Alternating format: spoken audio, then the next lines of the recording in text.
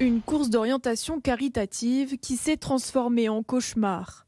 Le 26 octobre dernier, 822 femmes se sont lancées dans le désert marocain pour un défi sportif.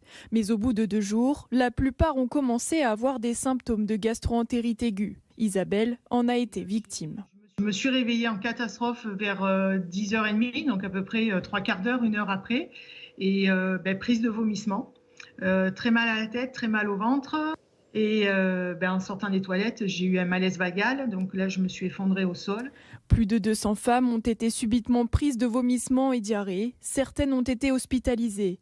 Selon Isabelle, le manque d'hygiène sur le camp est la cause principale de cette épidémie. Les cuisines et les sanitaires sont pas très loin, sont séparés de quelques mètres. L'évacuation de toutes ces toilettes, c'était un tuyau qui allait derrière les tentes sanitaires et qui allait dans une fosse qui avait été creusée.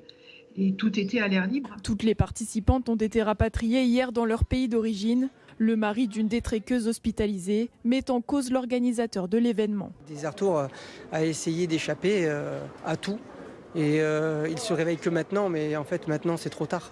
Là ils vont essayer de faire quelque chose pour leur communication, mais il n'y a plus rien à faire. Ils ont fait signer des décharges, ils ont abandonné des gens, non assistance à personne en danger. Desertour assure prendre le problème au sérieux. Des analyses médicales sont encore en cours pour trouver la bactérie responsable de cette contagion.